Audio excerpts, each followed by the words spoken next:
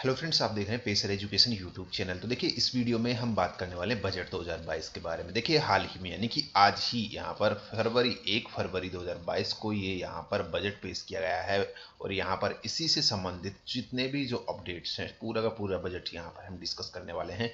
किसके को क्या मिला है, क्या सस्ता क्या महंगा, जो भी है सारा डिस्कस करेंगे। साथ ही ये जो हमारा वीडियो है ये एग्जाम की दृष्टि से बनाया गया है, यानी कि जो एग्जाम में क्वेश्चन बनेंगे उनको यहाँ पर हम डिस्कस करेंगे बजट के। ठीक है, यहाँ पर ऑब्जेक्टिव फॉर्म में ही मैंने इस बजट को आपके साथ शेयर करने का फैसला लिया है। तो सारा का सारा जो बजट है वो ऑब्जेक्टिव फॉर्म में, क्वेश्चन आंसर फॉर्म में हम डिस्कस करेंगे। ठीक है, तो जिससे कि आपको पता भी चलेगी किस तरीके से यहाँ से क्वेश्चन बनेंगे। तो पूरा वीडियो ध्यान से देखिएगा, लास्ट तक देखिएगा। और वीडियो को शुरू करते हैं। यहाँ पर एक बार लाइक बटन जरूर प्रेस कर दीजिएगा और शेयर कर दीजिएगा। ठीक है, तो शुरुआत यहाँ पर करते हैं। सबसे पहले कुछ बेसिक चीज़ जो मैं आपको बता देता हूँ। देखिए, यहाँ पर जो इस बार का ये बजट पेश किया है वो हमारा किया है, जो फाइनेंशियल मिनिस्टर है, कौन है वर्तमान में, वित्त मंत्री श्रीमती निर्मला सीतारमण द्वारा जो है ये बजट इस बार पेश किया गया है। ठीक है, ये इनका ये चौथा बजट था, ये भी ध्यान रख लीजिएगा। इनके द्वारा ये चौथा बजट पेश किया गया है। और इस बार ये कंप्लीटली जो है पेपरलेस, कौन सा, पेपरलेस बजट था, ये भी आपको ध्यान रखना है। ठीक है, चलिए शुरुआत यहां पर करते हैं। पहला क्वेश्चन आपके सामने है, बजट 2022 में सरकार ने कॉर्पोरेट सरचार्ज को 12% से घटाकर कितना कर दिया है। यहां पर देखिएगा, कॉर्पोरेट सरचार्ज जो है उसको 12% से घटाकर जो है कितना कर दिया है सरकार ने। तो यहां पर आपका करेक्ट आंसर हो जाएगा 7% कर दिया है। इंपॉर्टेंट अपडेट है। ठीक है, चलिए नेक्स्ट अपडेट यहां पर देखिएगा। नेक्स्ट क्वेश्चन है, बजट 2022 के अनुसार अगर कोई टैक्स पेयर अपनी आमदनी को टैक्स फिलिंग्स में अपडेट करना चाहता है तो उसके पास कितने वर्ष का समय रहेगा, यहाँ पर रहेगा। ठीक है, क्वेश्चन का मतलब क्या है देखिएगा।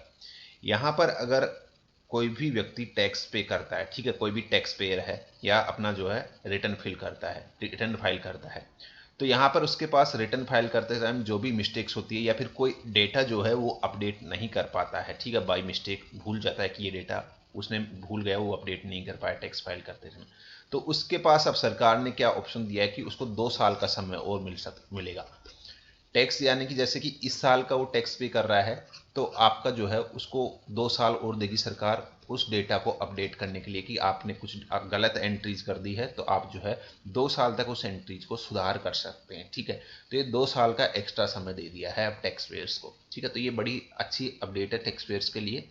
उसके बाद में देखिएगा अगला जो अपडेट अपना, अब राज्य सरकार के कर्मचारियों के लिए भी एनपीएस खाते में जाने वाली जो रकम है उस पर टैक्स डिडक्शन की सीमा 10% से बढ़ाकर कितना फीसदी कर दी गई है। तो यहां पर आपका करेक्ट आंसर होगा, ये कर दी गई है 14%। यहां पर जो एनपीएस खाता धारक है, एनपीएस खाता धारक बोले तो यहां पर एनपीएस का मतलब जो नेशनल पेंशन स्कीम है, नेशनल पेंशन स्कीम। ठीक है, तो इसके अंदर जो ये खाताधारक है, नेशनल पेंशन स्कीम खाताधारक, उनके अंदर जो टैक्स डिडक्शन की सीमा थी वो पहले कितनी थी, राज्य सरकार के कर्मचारियों के लिए वो 10% थी, और केंद्र सरकार के कर्मचारियों के लिए कितनी प्रतिशत थी, 14% थी। अब यहां पर इसको दोनों को बराबर कर दिया, दोनों के लिए। अब यहां पर इसको 10% से बढ़ाकर इसके लिए भी कितना कर दिया है, राज्य सरकार के कर्मचारियों के लिए, इसके लिए भी इसको 14% कर दिया है। तो दोनों के लिए जो है टैक्स जो डिडक्शन की सीमा थी अब यहाँ पर 14% कर दी गई है इस बजट के अंदर। तो ये भी आपको ध्यान में रखना है। तो अपडेट आपका सही आंसर होगा 14%। ठीक है, नेक्स्ट यहाँ पर देखिएगा अगला क्या यहाँ पर क्वेश्चन है आपका। देखिएगा, कैपिटल गुड्स पर जो इंपोर्ट ड्यूटी है उसमें मिल रही छूट हटाकर कैपिटल गुड्स के आयात पर इंपोर्ट ड्यूटी कितना प्रतिशत कर दी है, यहाँ पर कर दी है। ठीक है, तो यहाँ देखिएगा जो इंपोर्ट ड्यूटी है वो कितनी कर दी गई है, 7.5% कर दी गई है। देखिएगा, कैपिटल गुड्स पर जो इंपोर्ट ड्यूटी थी वो उस पर अभी तक कोई मतलब यहाँ पर इंपोर्ट ड्यूटी नहीं लगती थी। ठीक है, तो यहाँ पर इस छूट को अब हटा दिया गया है और जो आयात है उस पर इंपोर्ट ड्यूटी कितनी कर दी गई है, ये कर दी गई है आपकी 7.5% कैपिटल गुड्स पर। ठीक है, ये आपको ध्यान रखना है। नेक्स्ट यहाँ पर देखिएगा जो अपडेट है अगला, क्रिप्टो करेंसी और जो एनएफटी है इससे होने वाली आय पर कितना फीसदी की दर से टैक्स लगाने की घोषणा की गई है। यहाँ पर ये काफ़ी बुरी खबर है जो क्रिप्टो करेंसी का इस्तेमाल करते हैं, जो मतलब कि इसमें निवेश करते हैं उनके लिए। तो यहाँ पर देखिएगा जो क्रिप्टो करेंसी और जो डिजिटल करेंसी वगैरह जिसको आप कह सकते हैं, इसके अंदर जो है जो डिजिटल एसेट्स हैं उसके अंदर अब यहाँ पर जो टैक्स दर है वो कितनी कर दी गई है, ये कर दी गई है 30%। यहाँ पर आपका सही आंसर होगा 30%। देखिएगा, जो भी क्रिप्टो करेंसी में लेन देन कर रहे हैं या फिर जो डिजिटल एसेट्स हैं किसी भी प्रकार के, ठीक है, जिनकी आय डिजिटल तरीके से होती है, डिजिटल सोर्सेज से, तो अब उनको जो है 30% टैक्स देना पड़ेगा। ये बड़ी अपडेट है आपके लिए, ठीक है। कितना प्रतिशत? 30%। चलिए, यहाँ पर इसके अंदर एक और चीज इंक्लूड की गई है, 1% टीडीएस भी इसमें जोड़ा गया है। कितना? 1% टीडीएस भी जो है इसके अंदर जोड़ा गया है, ये भी आपको ध्यान में रखना है। चलिए, अगला अपडेट देखते हैं। यहाँ पर अपना जो पीएम ई विद्या है, इसके 1 टीवी चैनल प्रोग्राम को 12 से बढ़ाकर कितना टीवी चैनल्स तक विस्तृत किए जाने की घोषणा हुई है। तो करेक्ट आंसर होगा 200। अब यहाँ पर जो पीएम ई विद्या जो प्रोग्राम चल रहा है उसके तहत जो 12 जो प्रोग्राम चैनल चल रहे हैं उनको अब यहाँ पर कितना किया जाएगा? 200 किया जाएगा, ठीक है। उसके बाद में यहाँ पर जो एक इसी के साथ जो घोषणा हुई है वो है डिजिटल यूनिवर्सिटी की घोषणा भी यहाँ पर की गई है। यहाँ पर देश में जो है डिजिटल यूनिवर्सिटी की भी स्थापना की जाएगी, ये भी आपको ध्यान रखना, ठीक है। चलिए, अगला अपडेट यहाँ पर देखिएगा। बजट के दौरान वित्त मंत्री ने वित्त वर्ष 2021-22 में राजकोषीय घाटा जीडीपी के कितना प्रतिशत के बराबर रहने की बात कही है। समझिएगा क्वेश्चन को, जो 2021-22 में राजकोषीय घाटा है वो जीडीपी के कितना प्रतिशत रहने की बराबर रहने की यहाँ पर बात कही है। तो करेक्ट आंसर होगा आपका 6.9%। कितना? 6.9% यहाँ पर सही आंसर होगा। चलिए, नेक्स्ट देखिएगा। वित्त मंत्री ने वित्त वर्ष 2022-23 के दौरान जो देश में किस तरह की करेंसी की शुरुआत की जाने का ऐलान किया है। तो डिजिटल करेंसी, क्रिप्टो करेंसी, यहाँ पर अब जो है इसी वर्ष यानी कि 2022 के एंड से 2023 तक जो है देश में खुद जो है आरबीआई जो है अपनी खुद की एक डिजिटल करेंसी जारी करेगा। ये यहाँ पर इस बजट में घोषणा की है कि जो हमारा आरबीआई है, रिजर्व बैंक ऑफ इंडिया, ठीक है, वो अपनी खुद की डिजिटल करेंसी क्रिप्टो करेंसी जो है ये जारी करेगा। और क्रिप्टो करेंसी को बढ़ावा देने के लिए इस बजट में काफ़ी जो बड़ी बात कही गई है, यानी कि मुख्यतः जो फोकस, काफ़ी बड़ा फोकस रखा गया है डिजिटल करेंसी को लेकर इस बजट के अंदर, ठीक है, ये भी ध्यान रखिएगा। नेक्स्ट यहाँ पर देखिएगा, निम्न में से किस में सुधार के लिए सरकार ने 6,000 करोड़ रुपए की लागत से 5 वर्षीय प्रोग्राम शुरू करने की घोषणा की है। तो करेक्ट आंसर होगा एमएसएमई, जो लघु और मध्यम उद्योग हैं, व्यापारी उद्यमी हैं, ठीक है, उनके लिए, उनमें सुधार के लिए यहाँ पर 6,000 करोड़ रुपए की लागत से एक 5 वर्षीय प्रोग्राम शुरू करने की घोषणा की है, ठीक है, जो स्टार्टअप्स है उनके लिए। नेक्स्ट यहाँ पर देखिएगा, पीएम आवास योजना के तहत कितने बजट का ऐलान हुआ है जिसमें 80 लाख नए मकान बनाए जाएंगे। तो यहाँ पर जो पीएम आवास योजना उसके लिए कितना बजट आवंटित किया गया है, तो इसके लिए आपका बजट आवंटित किया गया है 48,000 करोड़ का बजट आवंटित किया गया है। कितना? 48,000 करोड़ का, ठीक है, जिसके तहत 80 लाख नए मकानों का निर्माण यहाँ पर किया जाएगा। चलिए, नेक्स्ट देखिएगा, गति शक्ति योजना के तहत 3 सालों में नई पीढ़ी की कितनी वंदे भारत ट्रेनें विकसित की जाएगी। तो सही आंसर होगा 400। यहाँ पर जो गति शक्ति योजना है उसका उपयोग करके अगले 3 सालों में टोटल 400 के लगभग जो है नई पीढ़ी की जो वंदे भारत ट्रेनें हैं उनका विकास यहाँ पर किया जाएगा। नेक्स्ट, 2030 तक सौर क्षमता के कितना गीगावाट के लक्ष्य को प्राप्त करने के लिए 19,500 करोड़ रुपए का अतिरिक्त आवंटन किया जाएगा।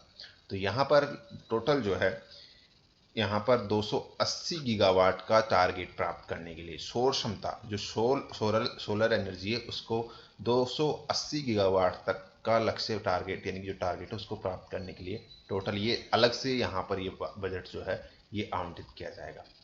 नेक्स्ट, यहाँ पे बजट में हुई घोषणा के अनुसार कटे और पॉलिश किए गए हीरे तथा रत्नों पर सीमा शुल्क घटाकर कितना प्रतिशत किया जाएगा। तो यहाँ पर आपका सही आंसर होगा 5%। देखिए, यहाँ पर ये सस्ता हुआ है, जो मतलब कि जो कटे और जो पॉलिश किए गए हुए रहे हैं, जो आर्टिफिशियल जो ज्वेलरी है हमारी, ठीक है, साथ जो रत्न है उन पर जो सीमा शुल्क है उसको घटा दिया गया है और कितना कर दिया है 5% किया जाने की घोषणा यहाँ पर हुई है। नेक्स्ट यहाँ पर देखिएगा, बजट में हुई घोषणा के अनुसार विदेश जाने वालों के लिए किस वर्ष से चिप वाले ई पासपोर्ट जारी किए जाएंगे।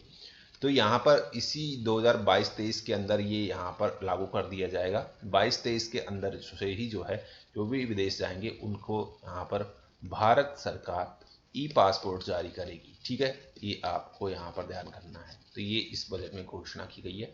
फिर देखिएगा, केंद्रीय वित्त मंत्री निर्मला सीतारमण के अनुसार 2022-23 में 60 किलोमीटर लंबे तक कितने नए रोपवे का निर्माण किया जाएगा। तो टोटल 8 नए रोपवे बनाए जाएंगे इस बजट की घोषणा के अनुसार, टोटल जिनकी लंबाई 60 किलोमीटर तक यहाँ पर होगी। ठीक है, चलिए, आपातकालीन क्रेडिट लाइन गारंटी योजना को किस वर्ष तक बढ़ाया जाएगा। तो यहाँ पर जो आपातकालीन क्रेडिट लाइन गारंटी योजना है उसको बढ़ाने की बात की गई है, और इसको बढ़ाकर कितना करने की घोषणा की गई है, मार्च 2023 तक जो है इसको बढ़ाया जाएगा। ठीक है, सॉरी, मार्च 2024 तक इसको बढ़ाया जाएगा। करेक्ट आंसर होगा आपका बी वाला ऑप्शन। ठीक है, साथ ही यहाँ पे जो गारंटी कवर है इसको 50,000 करोड़ से बढ़ाकर कितना कर दिया है, 5 लाख करोड़ किया जाने की घोषणा हुई है। यानी कि जो इसमें जो गारंटी कवर मिलता है वो 50,000 करोड़, ठीक है, उसको यहाँ पर बढ़ाकर जो है कितना करने की घोषणा की गई है, 5 लाख करोड़ करने की घोषणा यहाँ पर हुई है इस बजट में। ठीक है, चलिए ये चीज़ ध्यान रखिएगा। उसके बाद में देखिएगा अगला अपडेट अपना, लोगों में मानसिक समस्याओं से निपटान के लिए किस नाम से एक नया प्रोग्राम शुरू करने की घोषणा हुई है इस बजट में। तो ये जो प्रोग्राम, इसका नाम होगा national tele mental health programme होगा, जिसको यहाँ पर शुरू करने की घोषणा की गई। जो मानसिक समस्याएं होती है लोगों में, उनको कम करने के लिए ये सरकार ने प्रोग्राम शुरू किया है। उसके बाद में देखिएगा, लोकसभा में वित्त मंत्री निर्मला सीतारमण ने बजट पेश करते हुए भारत की विकास दर कितना प्रतिशत रहने का अनुमान जताया है। तो यहाँ पर आपका करेक्ट आंसर होगा 9.27% रहने की यहाँ पर अनुमान जताया। इंपॉर्टेंट चीज़ें ध्यान रखिएगा, जो यहाँ पर भारत की विकास दर है वो कितना रहने की अनुमान जताया है, 9.27%। ठीक है, उसके बाद में यहाँ पर देखिएगा कुछ जो वन लाइनर और जो चीज़ें हैं वो भी थोड़ा सा हम डिस्कस कर लेते हैं एक पिक्चर के फॉर्म में। पहले तो एक चीज़ देख लीजिएगा, मैंने आपको बताया कि ये निर्मला जी का जो है चौथा बजट था, जिसमें 4 बड़े चुनावी ऐलान हुए हैं और 4 बड़ी सुविधाएं भी यहाँ पे इनकी घोषणा हुई है। जिसमें यहाँ पर चुनावी घोषणाओं में अगर बात करते हैं तो 5 साल में 60 लाख नई नौकरियों की यहाँ पर जो है जारी की जाएगी, नौकरियां जारी की जाएगी। 1 साल में 80 लाख आवास बनाए जाएंगे। साथ ही यहाँ पर जो 2.37 लाख करोड़ की जो MSP है उस सीधे खातों में जो है डाली जाएगी, और राज्य सरकार के कर्मचारी NPS में अब जो है यहाँ पर 14% अंश दे सकेंगे। ये चीज़ें हमने ऊपर डिस्कस की है। उसी के साथ यहाँ पे जो सुविधाएं हैं उनकी अगर बात करते हैं तो एम्बेडेड चिप वाले ई पासपोर्ट जारी किए जाएंगे। 5G मोबाइल सेवाएं शुरू कर दी जाएगी इसी साल के अंत से। ठीक है, और यहाँ पर जो RBI है वो डिजिटल रुपया जारी करेगा, ये हमने डिस्कस किया। 1.5 लाख डाकघर जो है ये कोर बैंकिंग से जोड़े जाएंगे, तो ये भी आपको ध्यान रखना है। उसी के साथ यहाँ पर अब हम बात करते हैं कि क्या सस्ता क्या महंगा जो है वो डिटेल्स में एक बार जान लेते हैं। सबसे पहले तो जो कपड़ा चमड़ा का जो सामान होगा वो सस्ता हुआ है यहाँ पर। मोबाइल फ़ोन और चार्जर सस्ता हुआ है, और इसके अलावा हीरे की जो ज्वेलरी है वो सस्ती हुई है, और जो खेती का सामान है वो उसको सस्ता हुआ है। पॉलिश हीरे पर कस्टम ड्यूटी घटाई गई है। विदेश से मशीनें सस्ती होगी, खेती का सामान सस्ता हुआ है, इलेक्ट्रिक आइटम सस्ते होंगे, जूते चप्पल सस्ते होंगे यहाँ पर। साथ ही यहाँ पर जो महंगे होंगे उनमें क्या होगा, तो देखिएगा यहाँ पर आर्टिफिशियल गहने जो है वो महंगे होंगे। यहाँ पर केंद्रीय वित्त मंत्री जो निर्मला सीतारमण ने इन्होंने घोषणा की है कि जितने भी जो आर्टिफिशियल गहने हैं वो महंगे होंगे। इनके अलावा कैपिटल गुड्स और विदेशी छाते जो है ये भी महंगे होंगे। ठीक है, ये यहाँ पर इस बजट में कहा गया है। उसके अलावा यहाँ पर देखिएगा, अगर हम बात करते हैं कि जो सेक्टर वाइज बजट अलॉट किया गया है वो कितना किस सेक्टर को किया गया है। सबसे ज़्यादा जो इस बार जो बजट अलॉट किया गया है वो किस सेक्टर को किया गया है, ये किया गया है आपका ministry of defence, defence sector को। इसको डिफेंस सेक्टर को इस बार सबसे ज़्यादा बजट अलॉट किया गया है पिछले साल की तरह ही। और यहाँ पर जो बजट अलॉट किया गया है वो कितना किया गया है, ये किया गया है आपका, देखिएगा थोड़ा सा आपको धुंधला दिख रहा होगा, थोड़ा सा मैं इसको यहाँ पर बता देता हूँ आपको। ठीक है, तो ये कितना, थोड़ा जूम कर लेते हैं इसको। तो ये कितना आपका 5,25,166 करोड़ रुपए का। थोड़ा सा इसको जूम कर लेते हैं, देखिए होता है तो ओके। चलिए ठीक है, यहीं पे रहने देते हैं इसको, अभी ठीक है शायद, है ना। तो यहाँ पर देखिएगा जो मिनिस्ट्री ऑफ डिफेंस के लिए जो बजट अलॉट किया गया है वो किया गया है आपका 5,25,166.15 करोड़ का ये बजट अलॉट किया गया है आपका। ठीक है, उसके बाद में जो दूसरा सबसे ज़्यादा बजट है कि अलॉट किया गया है वो आपका, एक सेकंड इसको थोड़ा सा क्लियर कर देते हैं। ओके, जो दूसरा सबसे ज़्यादा जो बजट अलॉट किया गया है वो ministry of consumer affair, foods and public distribution के लिए किया गया है। ये आपको ध्यान में रखना है, ठीक है। ये पॉइंट है यहाँ पे डेटा। ये कितना किया गया है, 2,17,684 करोड़ का जो बजट है वो यहाँ पर इस फील्ड के लिए किया गया है। तीसरा सबसे ज़्यादा जो बजट अलॉट किया गया है वो किसके लिए किया गया है, ministry of road transport and highways के लिए। और कितना किया गया है, ये आपका किया गया है 1,99,107 करोड़ रुपए का जो है ये बजट पास किया गया है। इसके लिए मिनिस्ट्री ऑफ होम अफेयर्स के लिए किया गया है आपका 1,85,776.55 करोड़ का। और मिनिस्ट्री ऑफ रेलवे के लिए किया गया है आपका, ये आपका किया गया है 1,40,367.13 करोड़ रुपए का। और जो मिनिस्ट्री ऑफ रूरल डेवलपमेंट है इसके लिए आपका अलर्ट किया गया है कितना, 1,38,203.63 करोड़ रुपए का। और जो ministry of agriculture and farmers welfare है इनके लिए बजट अलॉट किया गया है कितना, 1,32,513.62 करोड़ रुपए का। और जो यहाँ पर ministry of chemicals and fertiliser है इसके लिए बजट अलॉट किया गया है 1,77,015.38 करोड़ का। और जो यहाँ पर मिनिस्ट्री ऑफ कम्युनिकेशन है इसके लिए बजट अलॉट किया गया है 1,54,682 करोड़ का, ठीक है।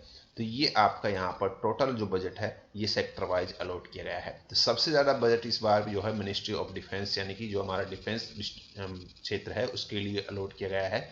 और उसके बाद में दूसरा यहाँ पर ministry of consumer affairs, food and public distribution के लिए आता है। उसके बाद में आपका कुछ और जो डिटेल्स है वो हम थोड़ा सा वन लाइनर की फॉर्म में डिस्कस कर लेते हैं, ठीक है। इसको थोड़ा सा जूम इन कर लेते हैं। तो पहला पॉइंट बोल रहा है कि कुछ रसायन है उन पर आयात शुल्क जो है वो कम किया गया है। जो स्टील स्क्रैप है उस पर सीमा शुल्क छूट दी गई है। और छोटे और मध्यम आकार के जो व्यवसायी उनके लिए 1 और वर्ष के लिए जो है बढ़ाई जाएगी। जो छूट है वो 1 और वर्ष के लिए जो है इंक्रीज की गई है इसके अंदर स्टील स्क्रैप पर, ठीक है। जो स्टेनलेस स्टील है और जो फ्लैट उत्पाद है और जो उच्च स्टील बार है उन पर सीमा शुल्क जो है वो रद्द करने की घोषणा की गई है। और जो मिश्रित ईंधन है इस पर अक्टूबर 2022 से ₹2 प्रति लीटर का अतिरिक्त शुल्क यहाँ पर लगाया जाएगा। अलग क्षेत्र वाइज अगर हम बात करते हैं इंफ्रास्ट्रक्चर फील्ड में जो है क्या क्या मिला है हमें, तो इंफ्रास्ट्रक्चर फील्ड में जो है 2022 में 5G स्पेक्ट्रम की नीलामी करने की घोषणा की गई है। उसके अलावा जो ग्रामीण क्षेत्र उनमें ऑप्टिकल फाइबर बिछाने के लिए ठेका देने के लिए कार्य जो है 2025 तक पूरा हो जाएगा। और 2022-23 में जो किफ़ायती आवास है उनके लिए 480 बिलियन रुपए अलग से जो है आवंटित किए जाएंगे। साथ ही उत्पादन से जुड़े प्रोत्साहनों के लिए यहाँ पर अतिरिक्त 195 अरब रुपए का आवंटन किया जाएगा। और यहाँ पर अगर कृषि के क्षेत्र में हमें क्या मिला है, तो कृषि के क्षेत्र में जो बजट में घोषणा हुई है वो हुई है तिलहन आयात पर जो है निर्भरता कम करने के लिए यहाँ पर घरेलू योजना शुरू करने की घोषणा की गई है। साथ ही रेलवे जो है 2022-23 में छोटे किसानों के लिए बुनियादी ढांचा विकसित करेगा। यहाँ पर परिवहन के क्षेत्र में हमें क्या मिला है, तो परिवहन के क्षेत्र में अगले 3 वर्षों में 400 ऊर्जा कुशल ट्रेनों का निर्माण किया जाएगा। 2022-23 में राष्ट्रीय राजमार्ग नेटवर्क जो है इसका 25,000 किलोमीटर तक का विस्तार किया जाएगा। जो राष्ट्रीय राजमार्ग है उनमें इतना विस्तार होगा यहाँ पर। साथ ही 22-23 में जो है राजमार्गों के विस्तार पर जो है 200 अरब रुपए की यहाँ पर लागत आएगी। भारत जो है ये बैटरी स्पेकिंग नीति को लागू करने वाला है। और जीएसटी कलेक्शन की अगर बात करते हैं तो जनवरी 2022 में यानी कि जनवरी के अंदर इसी साल जो है जो जीएसटी है वो सकल जीएसटी संग्रहण जो है वो कितना है 1,40,986 करोड़ रुपए है, जो कि जीएसटी जब से लागू हुआ था तब से लेकर अब तक का सबसे ज्यादा संग्रहण है इस जनवरी 2022 के अंदर। ये आपको ध्यान में रखना है, ठीक है। चलिए कुछ अदर जो घोषणा हुई है उनके अंदर जो यहाँ पर बात करते हैं तो वित्त वर्ष 2022-23 के लिए जो है जो यहाँ पर करेक्ट कर लीजिएगा, जो राजकोषीय घाटा है वो यहाँ पर उसका लक्ष्य कितना निर्धारित किया गया है, वो किया गया आपका 6.4% किया गया है। और जो फाइनेंशियल ईयर 2023 है इसके लिए कुल खर्च 39.45 लाख करोड़ रुपए देखा गया है। उधार के अलावा जो कुल प्राप्तियां हैं वो 22.84 लाख करोड़ रुपए देखी गई है। तो ये सारा का सारा जो है बजट का सारांश हमने यहाँ पर देख लिया है और पूरा जितना भी जो बजट में घोषणा हुई थी आपके साथ हमने शेयर कर दी है। उम्मीद है ये वीडियो आपको पसंद आया होगा, तो इसको ज़्यादा से ज़्यादा शेयर करिएगा और एग्जाम की दृष्टि से इसे यहाँ पर अच्छे से माइंड में सेट कर लीजिएगा, ठीक है। तो इस वीडियो में इतना ही था, मिलते हैं एक और नए वीडियो के साथ। तो वीडियो को लाइक और शेयर जरूर करते जाएगा। धन्यवाद।